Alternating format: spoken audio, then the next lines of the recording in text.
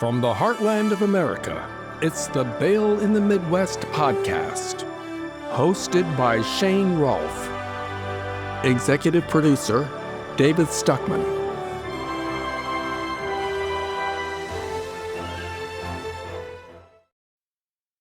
Hello and welcome to the Bail in the Midwest podcast, where we explore a variety of topics related to bail, pretrial release, and the criminal justice system in the Midwest.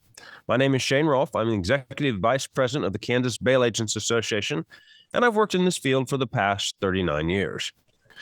Now, when you talk to anyone outside the criminal justice system about bail bonds, they almost always go immediately to bounty hunting, referencing either Dog the Bounty Hunter or, to a lesser extent, sometimes when you're dealing with women, Stephanie Plum, who's a fictional bounty hunter who's the subject of a best-selling series of novels.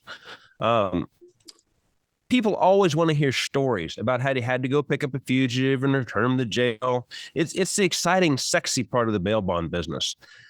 I mean, not for no reason either. I mean, no one wants to hear me tell a story about how I secured a bond by having the parents come sign some paperwork and put the parents into contact with a rehab facility. It's just not that exciting. And from an external perspective, and if someone already works in an office and pushing paper is their job, it's not really that much different than what they do. And so it's not really a good story. But chasing down a fugitive, well, that's the stuff of action movies. It's well outside the experience of most people, and is therefore interesting. Yeah. So for better or for worse, it's often the bounty hunters or the bail enforcement is often the public-facing side of our business. Yeah, when it's the subject of a hit television show, that's a great thing. But when it's the lead story on the evening news, it's not so good. So how do we avoid becoming the lead story on the local or, God forbid, the national news? My guest today can help us shed a little bit of light on the real world of bail enforcement and how we can avoid becoming the bad guys while we're bringing the bad guys in. David Kain is a police officer in Georgia and a state-certified police instructor in multiple areas, many of which are critical to bail bondsmen and bounty hunters, and he has a focus on fugitive apprehension. Kain, welcome to the podcast. Thank you very much, sir. I appreciate that.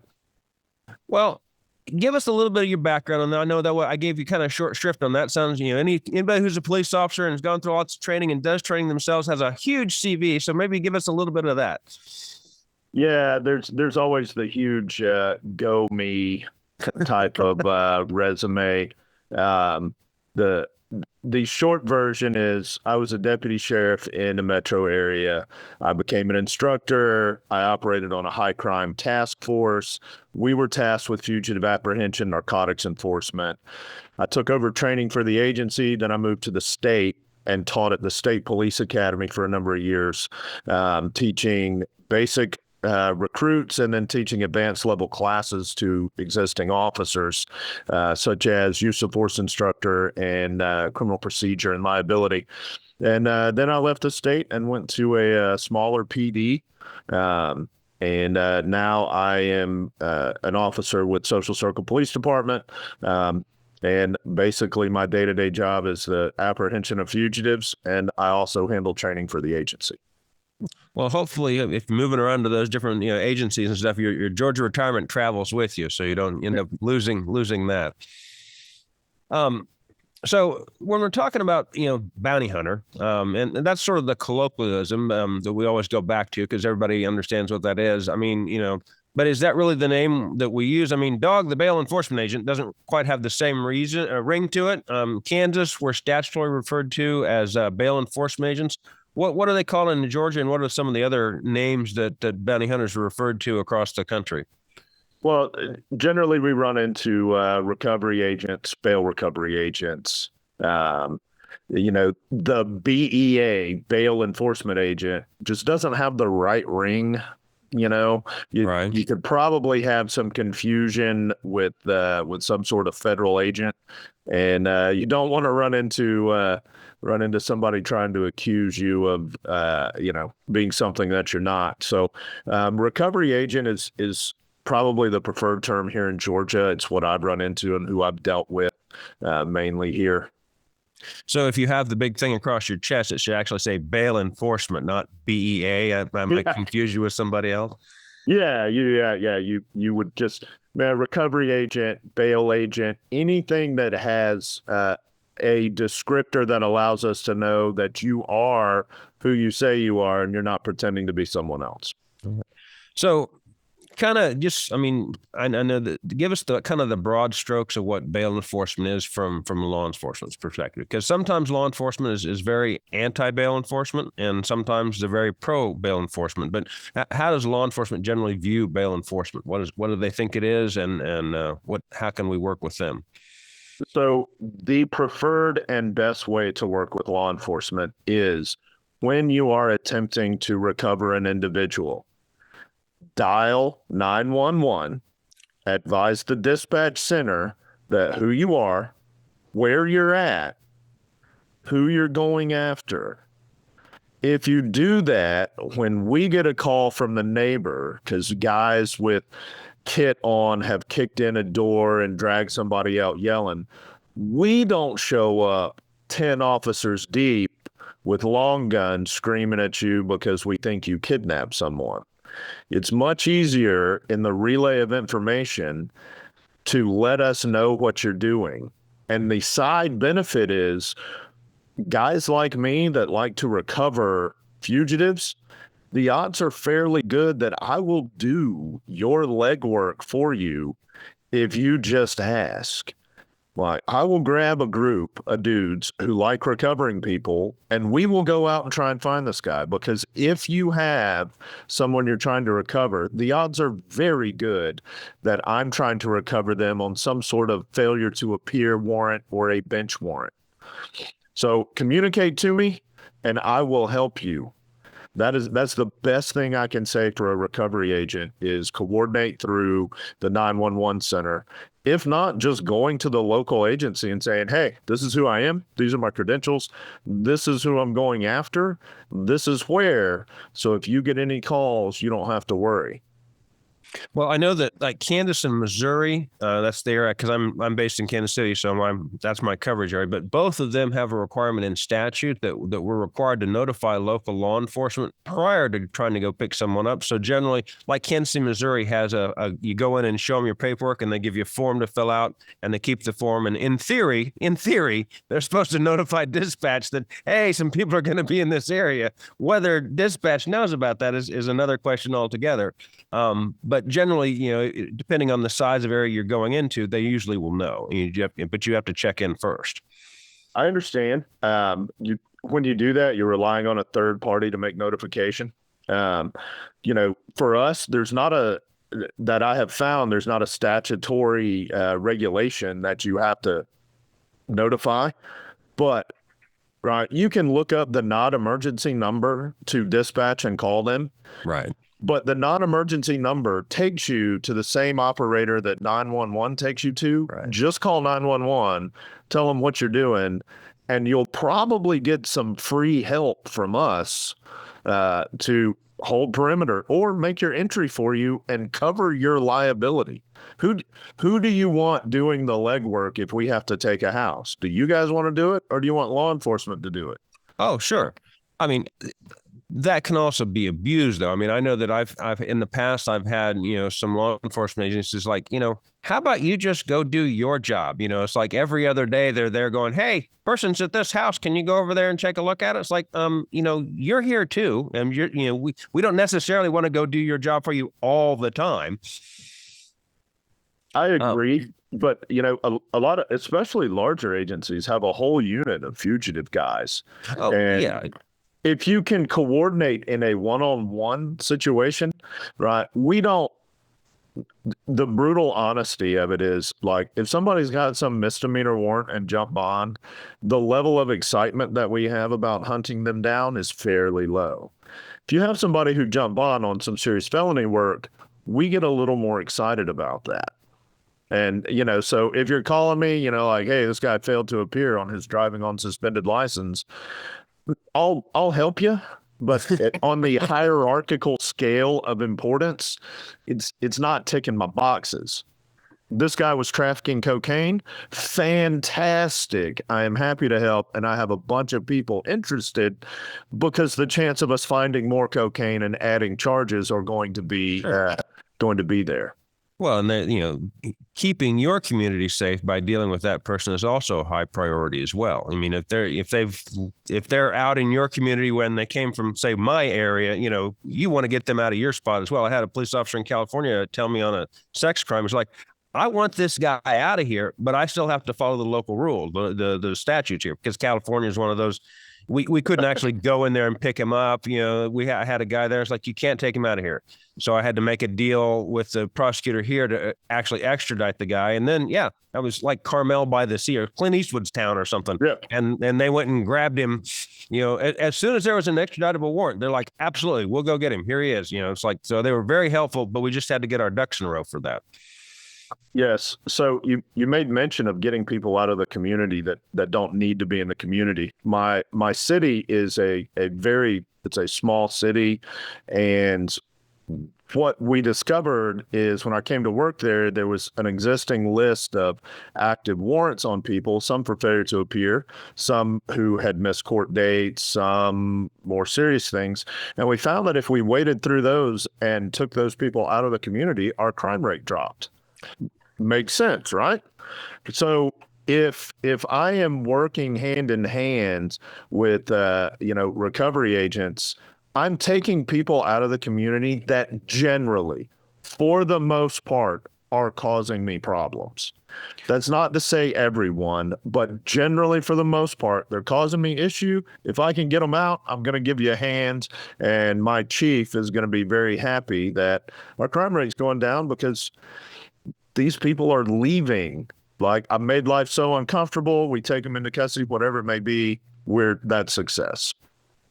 Well, and I think a lot of just kind of dipping into bail reform for a second here, a lot of people don't really understand, and this was actually in John Q. Wilson's book, Thinking About Crime, is criminals are not specialists.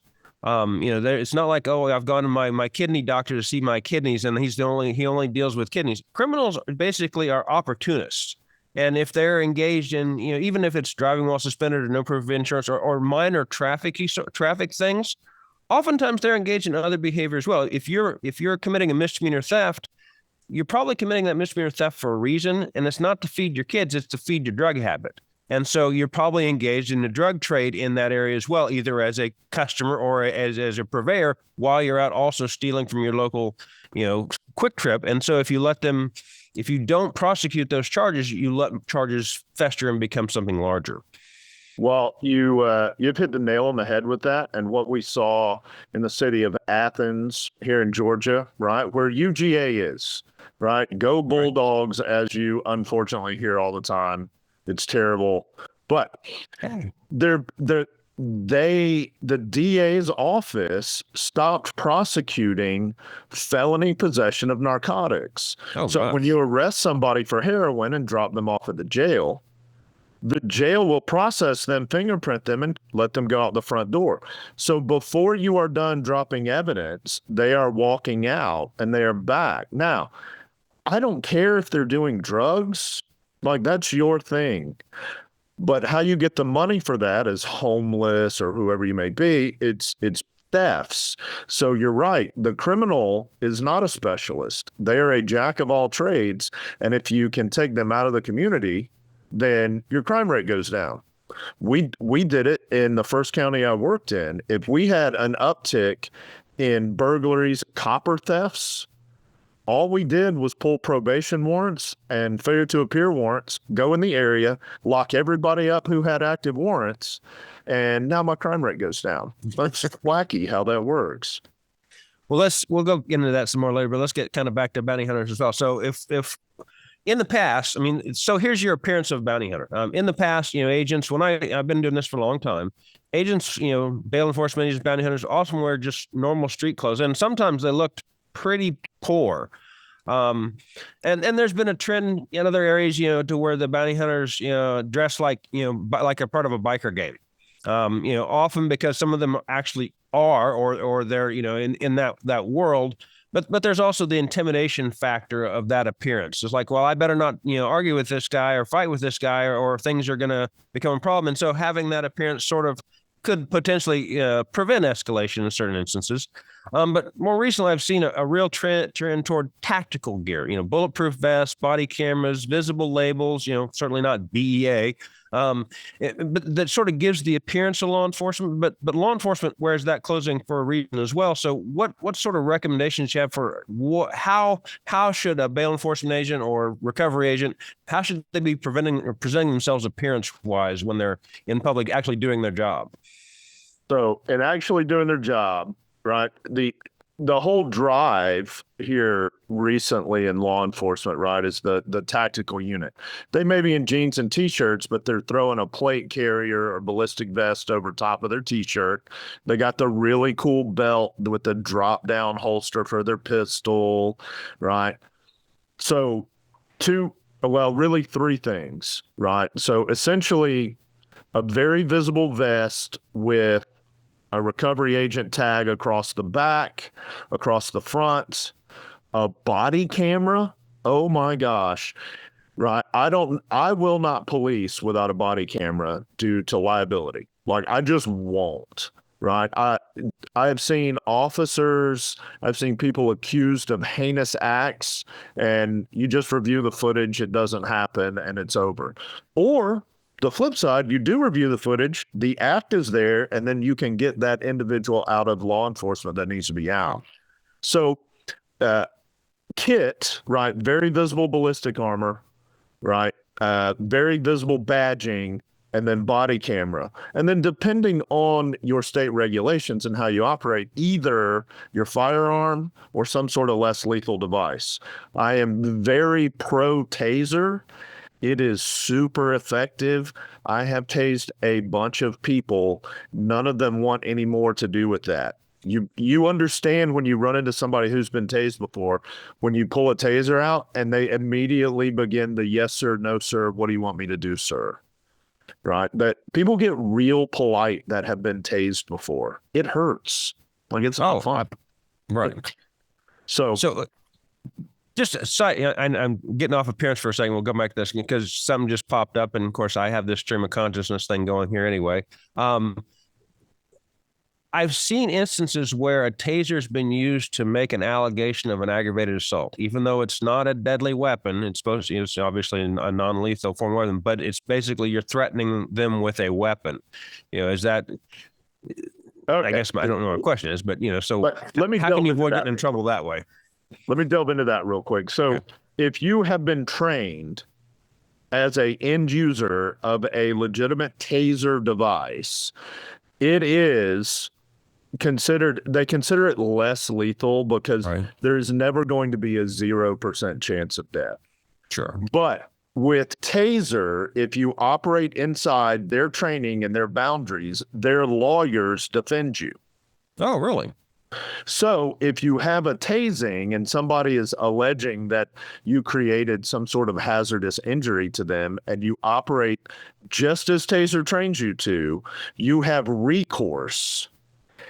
If you are not trained and you just bought one on eBay and some cartridges and now you're out there using it, it is considered. Here in Georgia, the taser, by definition, because it deploys a cartridge through a means of an explosive style projectile, right? The nitrogen explodes and throws the dart.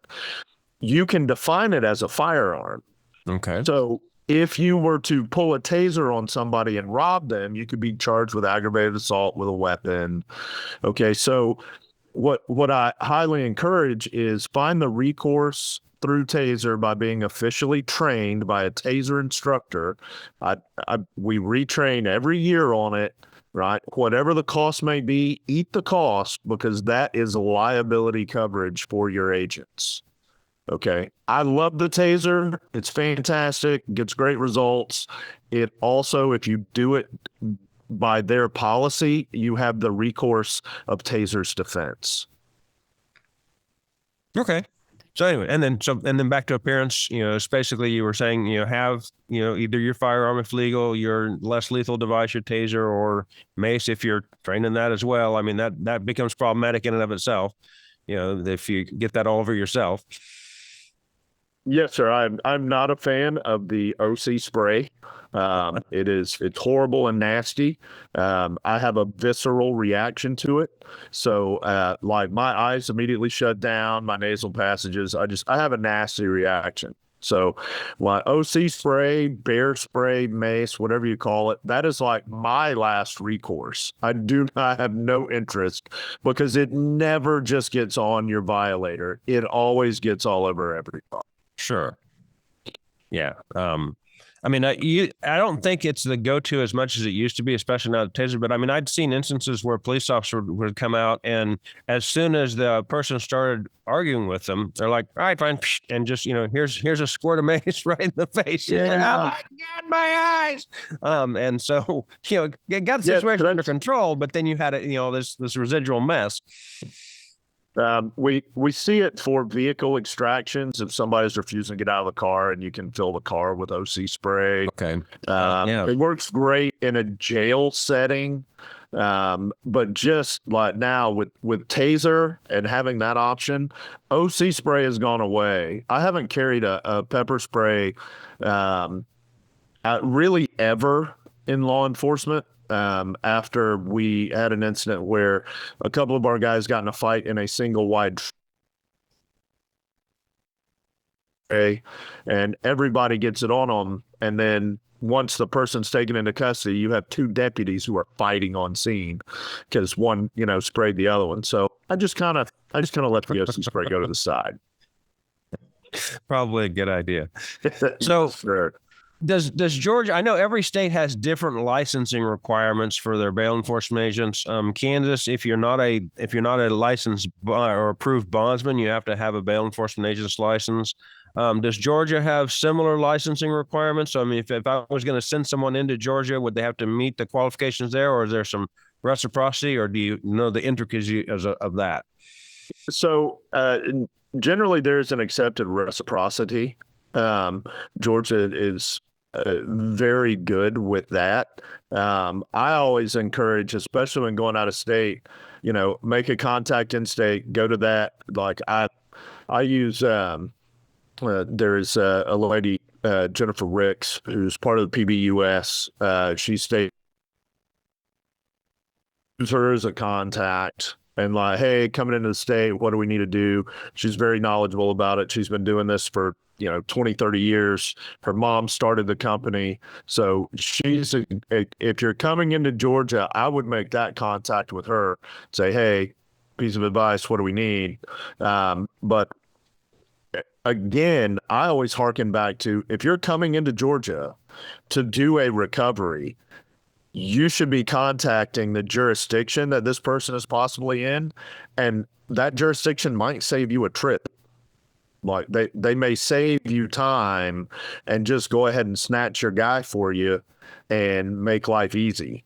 So rather than jumping through all these hoops, again, like you're coming, great, do it, make your local contact, because these things can get kind of sticky, especially in like a city like Atlanta, which is going to have city ordinances and, things that go outside of statutory law into city ordinances, and those can get a little weird.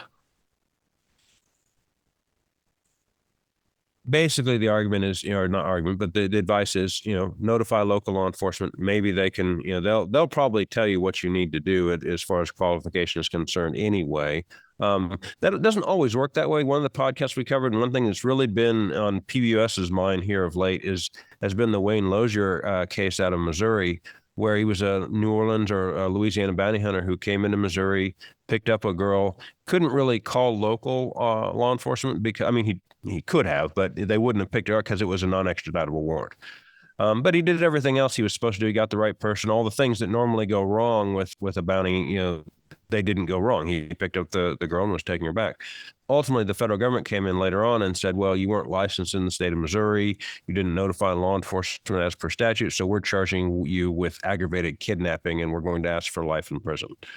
And so there's always that concern. If you're going to go into another jurisdiction, well, find out what's going on. But in his case, he actually had contact obviously it was after the apprehension, had contact with law enforcement in Missouri, and they're like, yeah, you got the paperwork. This is your girl. Go ahead. And so to come back a couple years later and then you're facing life in prison, it becomes a horrific situation. Hopefully, we've gotten that message out and it won't be as big an issue there. So anyway, let's kind of walk through sort of a typical apprehension. I know you worked in fugitive apprehension task force as well there. So from our perspective, as a bondsman, somebody misses court, I'm going to call the family and go, hey, Junior wasn't here. What's going on? Is he in the hospital? Is he in jail? Did he just forget? I know we reminded you, but we need to get him back in here and get this straightened out. And of course, if that doesn't happen in fairly short order, then you've got to go take some steps to try and get him back in. One of the issues that I have people call me all the time, and they're like, well, I've got a black belt in Taekwondo, or I have all this martial arts experience, or I have these dogs, and I was a badass in the Army, and I want to be a bounty hunter now. And I'm like, okay, well, do you know how to find people? And it's like, well, I mean, once we get them, I can kick anybody's ass. And it's like, well, that's, I really need people that are going to be able to find people. So when you're in the fugitive world, how do you find people that don't want to be found? So essentially, when I look at who I want to help me, I want somebody with a sales background. Because what we're doing is we're selling the idea that it's better for them to come to us, be taken into custody gently, and get transported with respect than for us to have to hunt them down and kick a door in. Right. So, of course, we can always start with the information you have when you write the bond. Right. We're going to ask, mom, dad, who lives in the house, the phone numbers. Right. When I start looking, obviously, we look last available address. OK. But then when we go from there, I'm looking for girlfriends, cars they've been seen in, cars they've been logged in. I have some different access than bail does. Right. But one of the things to look at is flock. So flock cameras, they have a system of cameras. Then what they do is, because the tag on your vehicle is considered plain view under the Fourth Amendment, right? They have camera systems and they log tags, right? So they log tags in an area. And so you can run a search for a tag given in a specific area during a time frame. You can run a search for, say, this color vehicle. So if I have the vehicle they're in, I can track their movements through flock cameras, and those are all over the state of Georgia and the Southeast. And it allows me to see where they're popping up. And then I can simply be in the area. You can track them almost to a residence. Like, you can very much lock them down in an area. So the flock system has been a big boost for us in fugitive apprehension.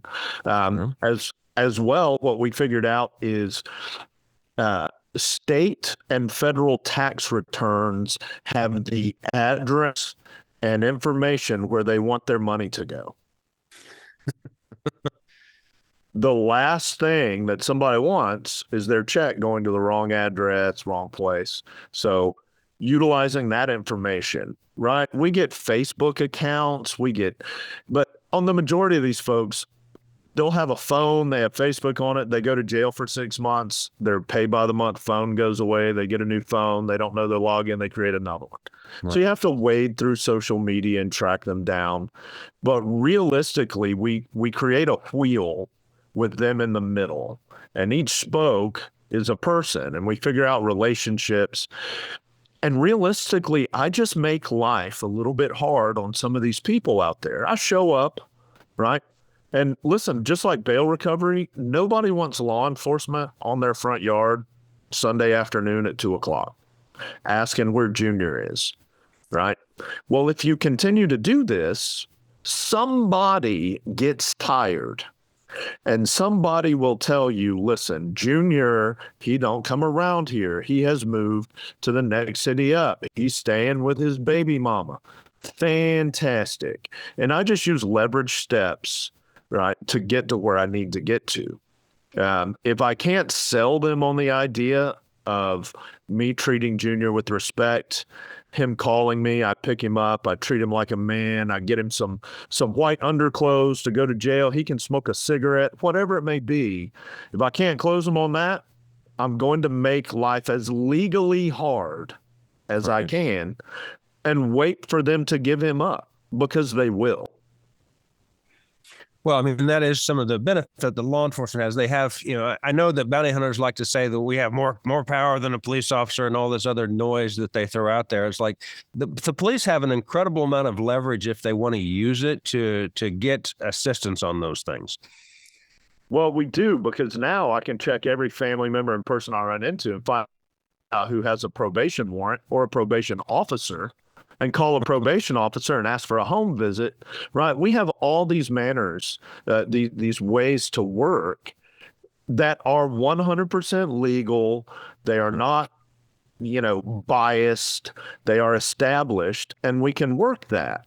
That's why I highly encourage recovery agents, like, give me a call if you want somebody in my area, and I might be able to leverage somebody to just hand them over rather than jump through all these hoops. I've kicked in doors for a living for a long time, and I have gotten to the point where it's more satisfying to me to have the guy walk out the door, open the back of my car, and get in and say, all right, go ahead and take me. Yeah. Than kicking a door in and dragging him out.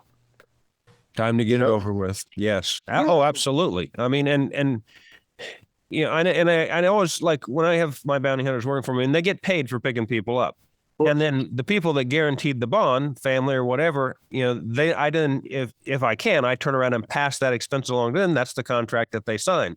But then they're always all worked up about, well, they didn't pick him up. He turned himself in. It's like, well, yes and no. He sort of turned himself into them while they were parked outside of his house. That's not quite the same as walking back in, and they still get paid for that.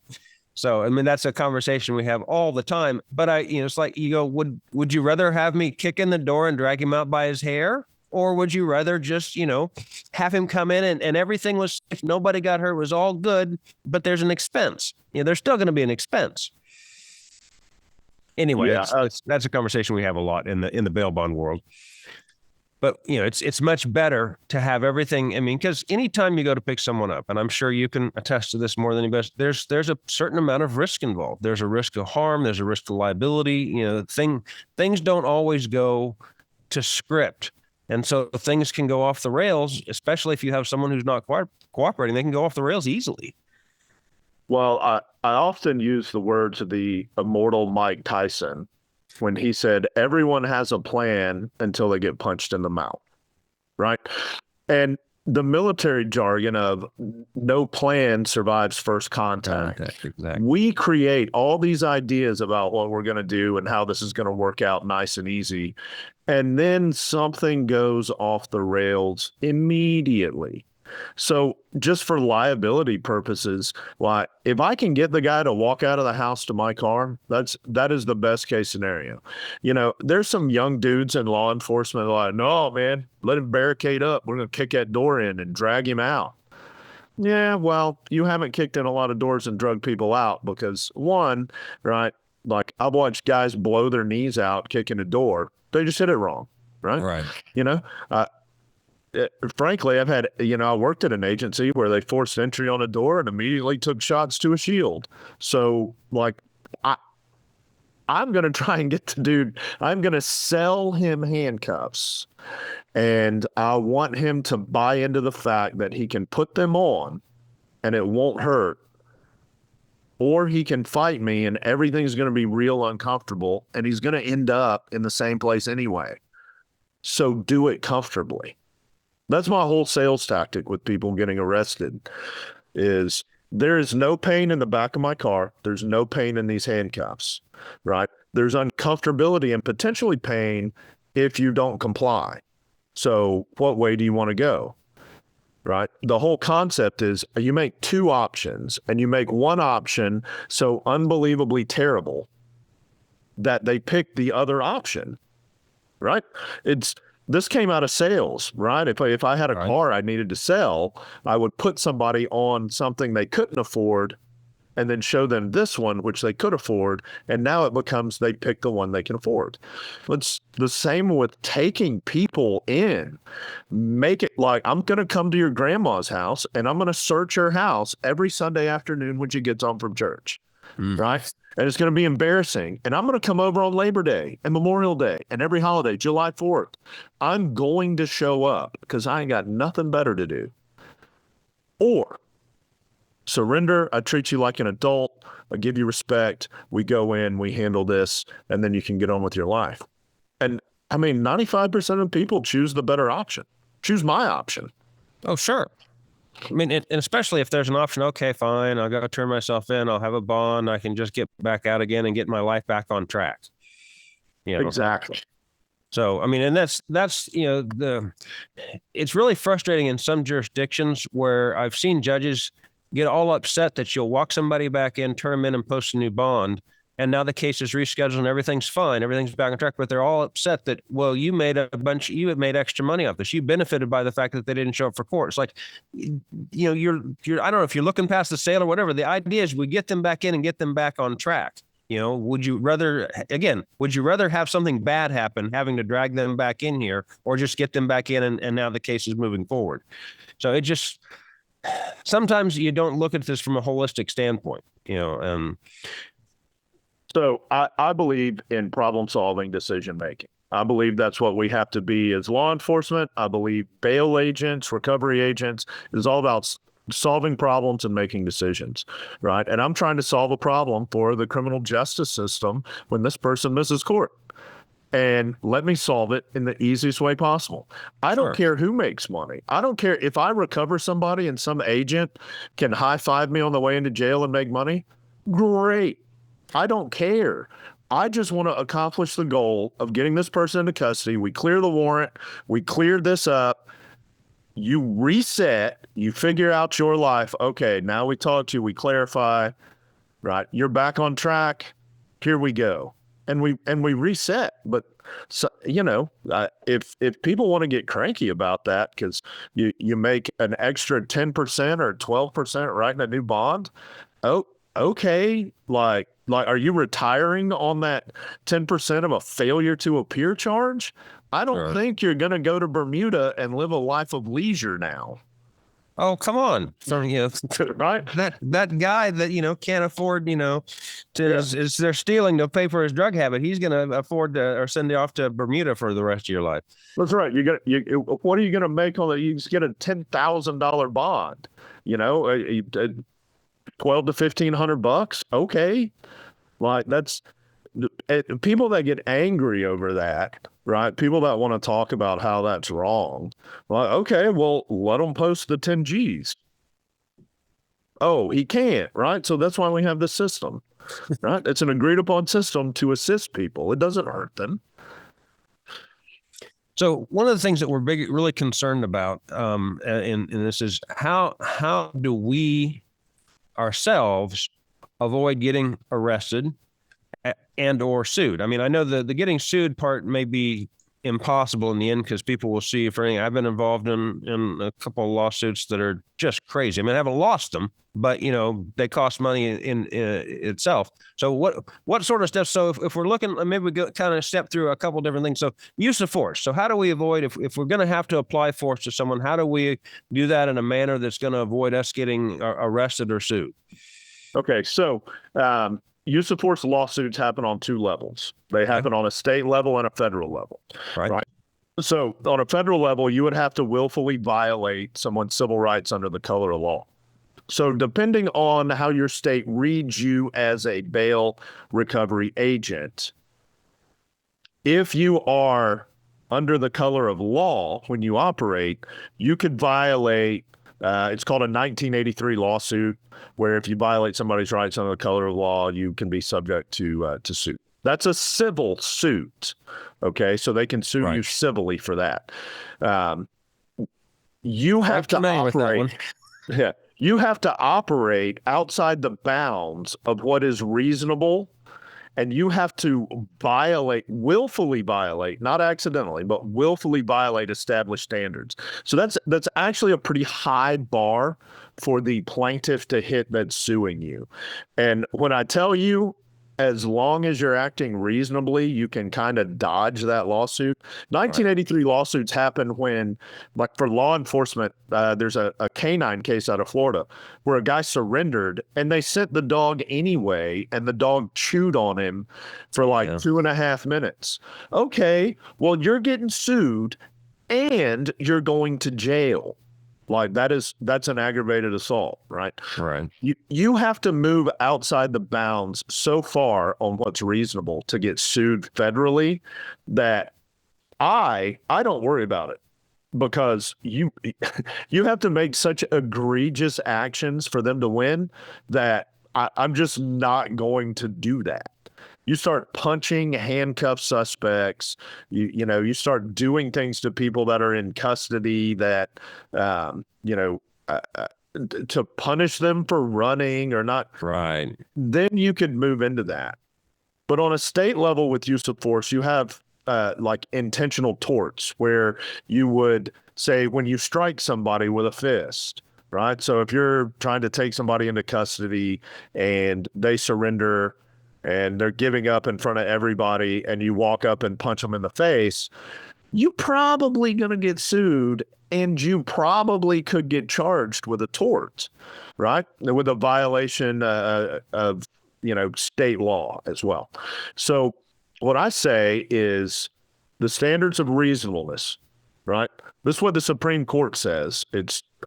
We operate with objective reasonableness. So is it reasonable for me to do what I'm going to do? Can I tackle somebody that's running? Yes. Can I, like Bill Goldberg, WWE, spear somebody who's standing there with his hands up? Probably not. Like, I kind of use it as like, if your mom had a warrant out, how would you want them to handle her? Kind of deal. Like, this isn't rocket science. They wouldn't let me teach this stuff if it was rocket science. I am not that smart. But I can figure out the Supreme Court didn't define reasonable. Right. They said it is up to the individual to explain why what they did was reasonable. So that means your agent, a police officer, whomever, has a chance to say, hey, like, I am 5'6", 145 pounds. I'm attempting to arrest a 6'2", 245-pound man. He dropped his right foot back, balled his fist, picked him up, told him he wasn't going back to jail. So I tased him in his front yard to avoid having to try and fight this gigantic guy who outweighed me by 80 pounds. Now your tasing becomes reasonable. But if you say, well, I walked up and tased him and took him into custody, we don't know what happened. All we know is you deployed a taser. You have to kind of explain things out more. We talked about this at the last PBUS conference, and it came down to maybe you want your agent to write you just a little, like, 3-paragraph report on the recovery and what happened and why he did what he did, right?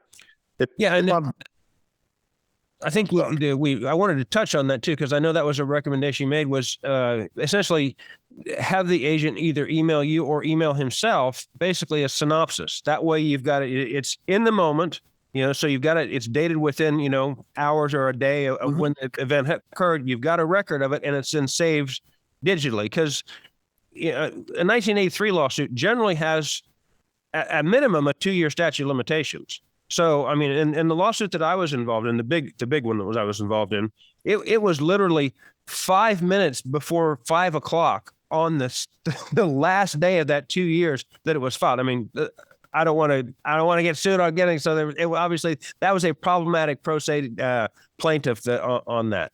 But they waited until the very last minute, and it's like, who the hell is this person?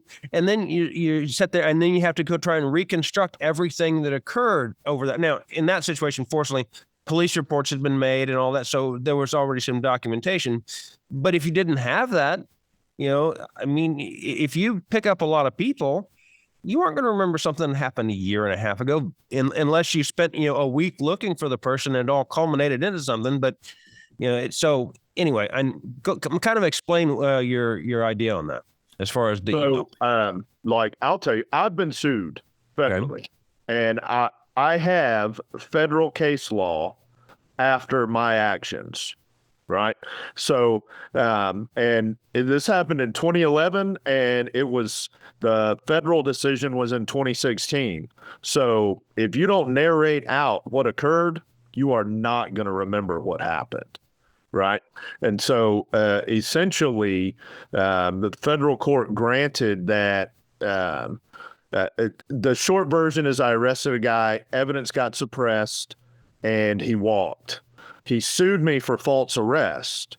And what happened is the court said, just because the evidence got suppressed doesn't mean that, you weren't guilty. That just means they didn't get the evidence the right way. So the arrest wasn't false. And it just established that guideline in our district. But I highly recommend the body camera to give the video and to go hand in hand with your report. But when I write this report, I write out using objective facts. Tell me the severity of the crime. Like, what are we recovering them for? Were they originally arrested for trafficking narcotics, armed robbery, some sort of assault, or, was it fraud? Okay, well, like I go after grandma for Medicare fraud differently than I go after, the Mongols, sergeant at arms who beat a guy in a bar parking lot with a beer bottle, right? So I narrate the severity of the crime. Do they represent a threat? Are they trying to resist? Are they trying to run? Those are my 4 out of the gate. And then I start narrating, okay, who is this person, right? How big are they? How big am I? How many people did we bring? Do I have 2 recovery agents? And now when I go up to this house, there's 7 dudes out here drinking beer. Okay, now things get a little different, right? I may not draw my gun walking up and there's one guy in the driveway, but if I walk up and I got 7 dudes hanging out working on motorcycles with wrenches and hammers in hand, I'm going to have a pistol in mind. Right? These are things that you recognize and your subconscious recognizes when you walk up. You feel, okay, like there's some danger here. But we don't know 18 months later how you felt unless there is a narration of how you felt, right? So it's okay to put, I felt in fear of receiving an assault. Right? As men, we have a lot of this. Well, I'm not putting I was afraid in that report. I absolutely will. Like, yes, right? What happens, you go up and the guy's a hunter and he has 6 guns in the house. Mm-hmm. Okay. Right? What happens if he's not supposed to have a gun, but he's been flashing one on Instagram and TikTok? Right? Okay, well, now I handle things differently. When I put all this information together, what I'm doing is I'm putting a jury in my shoes at the moment that I took this person in so that they can understand why I did what I did.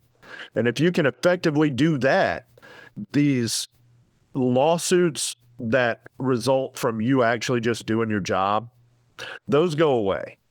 Lawyers read this and they don't even take the case. You only then have to worry about if you're wildly and flagrantly violating somebody's rights. And if you're doing that, no report's going to help you. Well, true. Right. So that's kind of when I made the recommendation, I sent him a short form and it just had, list this out, explain it.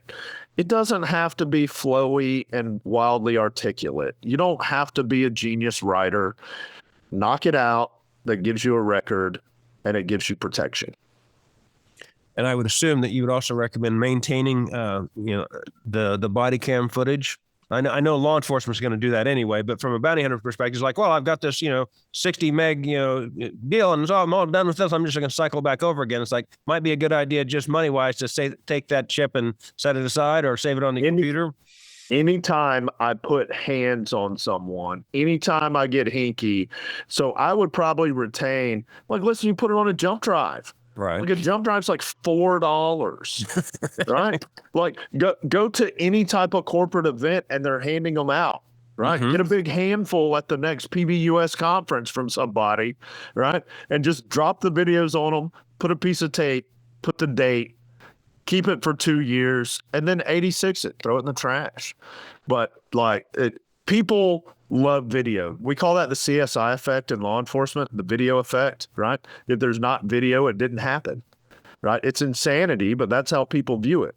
So keep the video. And when somebody makes a wild, flagrant allegation, right? They say your recovery agent beat the snot out of them. Okay, right? Well, let's review the video. Right. Let them make a criminal complaint, then disclose you have the video. Then when the video disproves their criminal complaint, they can be arrested for false statements. Yeah, and I wish they did that a lot more than they do.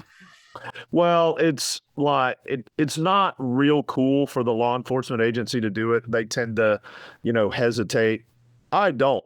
Right. If you make a false statement about a law enforcement officer, a false statement, like we're going full tilt. We're going to arrest you. It just happens all the time. And we get these complaints and you're like, okay, here's the video. And you're like, oh, this didn't happen at all. It's like, well, how about you do something about that? I mean, they just lied to you. They made a false complaint.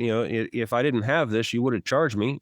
Why can't you charge? I mean, it's just, I almost never see it happen. I mean, the lawsuit that I referred to, the woman actually pulled a gun on my guy. Was because he was knocking on her door because she was looking there for the previous resident. Knock, knock, knock. She comes out of the backyard. Get the hell off my property. And he's like, back off, don't you? And so he calls the police. And they come out and there's a big to do over the deal. And then they don't end up charging her. I don't charge him with anything, obviously. And then he goes and meet with the DA later on. And it's like, why are you not charging her? I mean, she threatened me with a gun. It's like, well, that's just cost of doing business for you guys. It's like, no, it's not. No. But anyway, it's frustration that we have in certain circumstances. Have you considered if somebody actually makes a written statement to law enforcement on facts that didn't happen? Have you guys considered maybe suing for slander? You've got to find the deal if they've done it, or because a lot of these are like they just make the call and the police handle it and there's no report made. It's a HBO or handled by officer sort of thing, and it just goes away. There's no record of it. It's just yes, if they actually made the full-blown written complaint, that would certainly be something you could take some action on if it turns out to be false. And that may be one of the reasons why law enforcement doesn't do that. It's like I've got so many other things to do than chase this down. That is true. Like you will run into that with cops. We're going to hear like they're going to say, this recovery agent did this. We're going to be like, nah, yeah, I don't really think so. Like, thanks. Right. I'll look into it. Those are the famous like last words right there. Yeah, I'll look into that. Yeah, we'll get right back on that. Yeah. So let's hit Georgia really quick here because I know we're running short on our time here. I know Georgia has been kind of a hotbed of bail reform issues. It was one of the first states that had one of the big lawsuits that actually went up to the 11th Circuit where they determined that unaffordable bail was not unconstitutional. And then we had a bunch of news out of Atlanta and some other places where they were letting everybody go.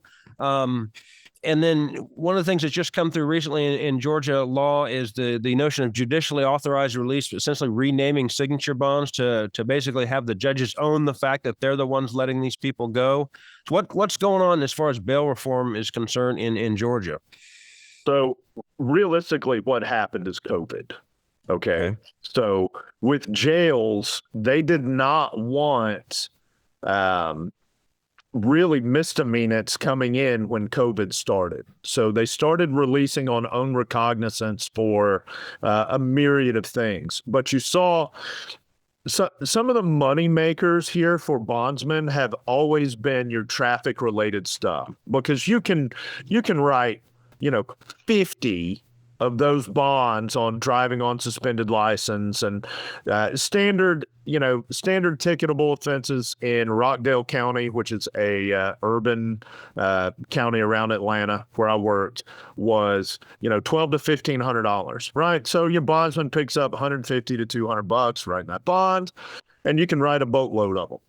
Well, what happened during COVID was they started, we'll just fingerprint, cite, and release. Right. So they moved away from having to pay a bond, cite, and release. Well, they also moved away. We used to hold on ICE retainers.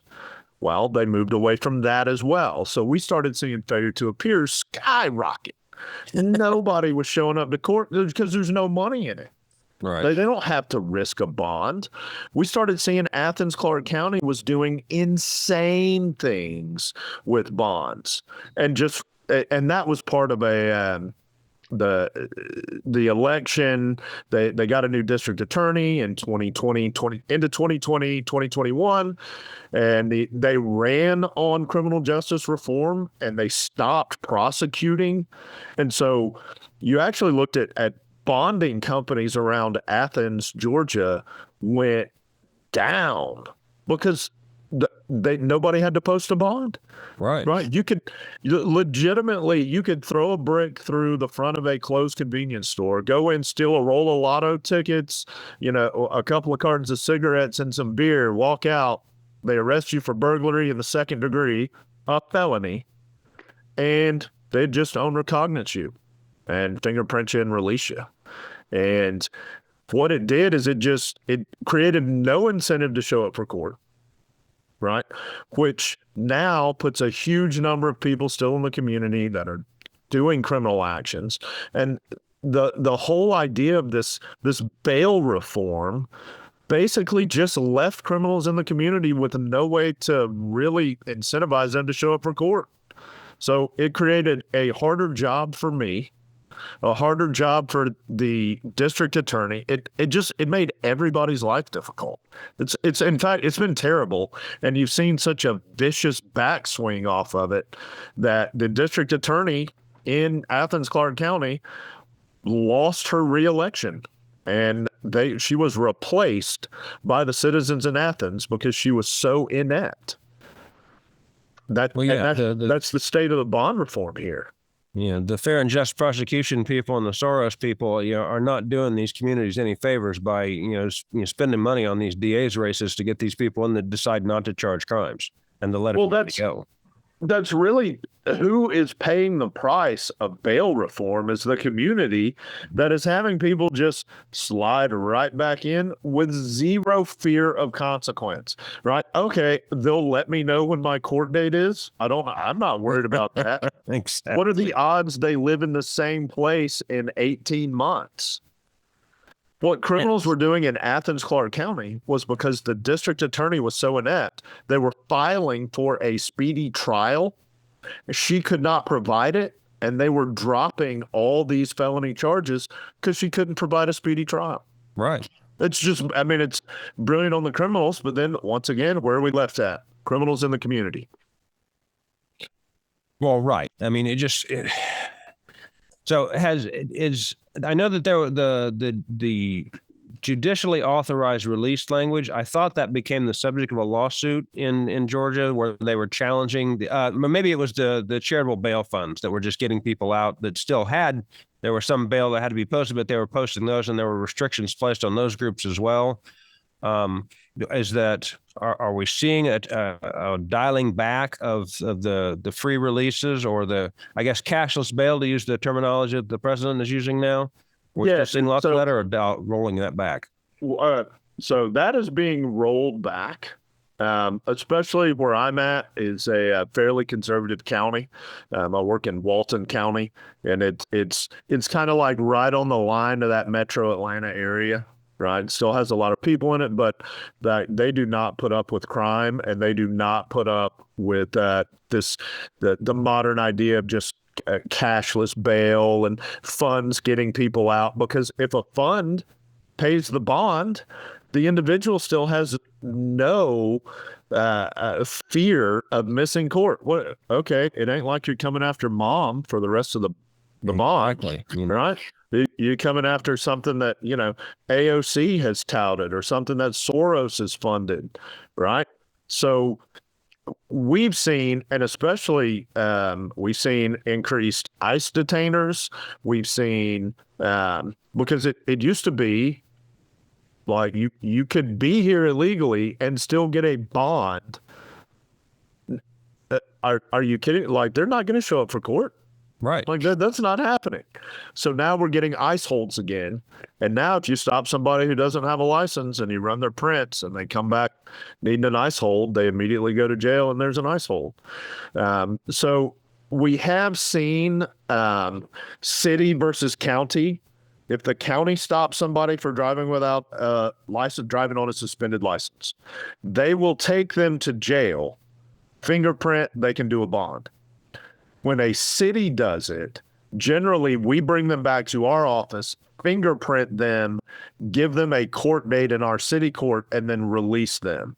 So COVID, some cities inside larger counties, COVID really set off the end of some of these traffic citation bond issues. They're not doing them. So, I've seen there's been some reform, quote unquote reform on cashless bonds, but now it's such a swing back towards the correct manner of requiring cash bonds for these criminals that it's actually getting a bit easier now. Well, one of the things I've always argued on bail, I mean, being actually required to post bail, it's one, a lot of people don't have an understanding what that is. They think, well, I just came into jail, I had $100 in my pocket, I was able to just give somebody $100 and walk out the jail. So what difference does that make if you just let me go? And that's not really how it works. Generally, the bonding companies are going to get some third party friend, family member, or something like that to come in and take responsibility, be eyes in the community on that person as well. So, it acts, the entire bail process acts as a deterrent in and of itself. Because, man, I don't want to have to go call dad or call mom and go, I'm in jail. I need you to come bond me out. So maybe I'll think for a second before I take this action, just because there are additional consequences. If the only consequence is here's this ticket, I get tickets all the time. I don't care. It's not even a speed bump for people that are engaged in regular criminal activity. Well, good Lord, we see this in every aspect, right? When you give your child something, do they value it? Or when you make them work around the house and do chores and save money and then purchase it, now it becomes the most treasured item that they have. Same concept. If you have to pay to get yourself out of jail, you're like, man, if I don't go to jail, me, my mother, now they're going to have to front this $5,000 is what they forfeit. Right. Okay. Well, I need to be at my court date now. You create a personal responsibility for it through bail, right? I mean, it seems so basic an understanding of human nature.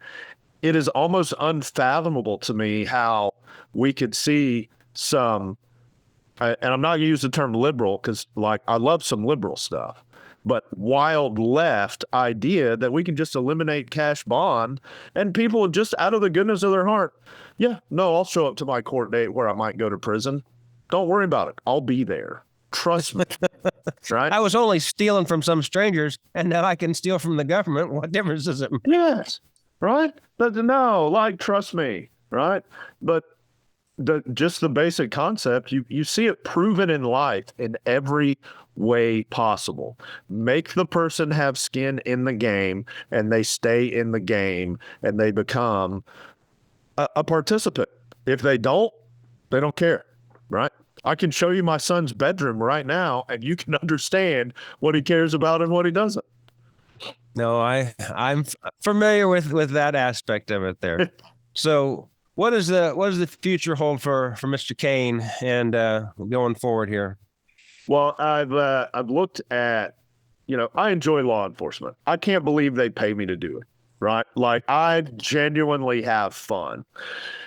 What I really like doing is helping people become better cops, become better problem solvers. So right now, I have multiple different little training venues. I train the citizens for civilian response to active shooter events, right? So I do a big thing, free training for churches, right? There's no charge for it. We go into churches, teach this, we show them all the stuff. I'm developing a problem-solving, decision-making style curriculum where, like, if we go over these PSDN, we start following these tenets, we can be successful in our job. And I'm going to roll it out for law enforcement and then translate it to the corporate world. But right now, I am just, like, living the dream, like doing the cop stuff, enjoying my wife, enjoying my children. And in fact, when we get done, I'm going to walk out back into the woods behind my house and go hog hunt. So that's what I'm going to do. So is there do you have a website or Facebook page for any of this stuff yet, or is it still in the beginning stages? So it's kind of still in the beginning stage. Like I had a previous company for firearms training and kind of dissolved that to do this, basically because an online presence, a firearms training company, I get dinged in algorithms, like my stuff doesn't show up. They don't want to do business. My business gets suspended. So I'm going to go just totally separate from that and just more. I may even do it as a 503 charity where I just do like, listen, this is a zero money making venture. Let me just do active shooter stuff for churches. And we cover my travel there and my time is donated because like I feel a calling for this with seeing everything that's happening here lately. So that's kind of where I'm at. So can you do hog hunting during the day, or because I know I've got some like night scopes and stuff for here, and they're like, one of them is actually supposedly it's for coyotes around where I'm at, but basically it's supposedly it's a hog sniper scope or something like that. Is that? But it's generally is it daytime or nighttime? Well, the best route to do it. I have friends with money, right, and they use thermal scopes at night. Mm-hmm. I do not have money. I am a poor cop. My wife is a cop. Right. We have 3 boys, 3 teenage boys. Right. So my food bill, you have serious. No money. No money. So, but where we're at, I'm very fortunate. I'm surrounded about 1,300 acres on my little plot. So the guys that own that have asked me to kill all the hogs, and it's so infested, you can just walk back during the day and shoot them. Oh, awesome. Well, it takes it's not really hunting. Like it takes no talent. I'm not a talented hunter. I just like take a walk with a rifle. And when I see hogs, I shoot them. Well, happy hunting then. Well, thank you very much, sir. I appreciate you. Thank you very much for taking the time to talk to us today. I really do appreciate it. It's great. If you get that stuff thrown up on a website, you let us know. We'll throw it up on our Facebook page and stuff like that so we can get you a little bit more coverage on that. I deeply appreciate that. Sure, no problem. Thank you. It's been a pleasure speaking with you. I look forward to talking with you in the future. Thank you, Kain. We would like to thank our guest, David Kain, for taking the time to talk to us today. The threat of a dedicated bounty hunter or bail enforcement agent coming to look for you specifically has a significant impact on deterring failures to appear. If I miss court, sure, the police will have a warrant, but they have thousands of warrants. Even if they do come knock on my door once or twice, unless I'm wanted for something really serious, that'll be all it is. And as long as I don't get pulled over and run for warrants, there's no real immediate consequence for missing court. But if there's a bounty hunter out there looking for me specifically, talking to everyone I know, perhaps offering reward money, I know he's not going to stop.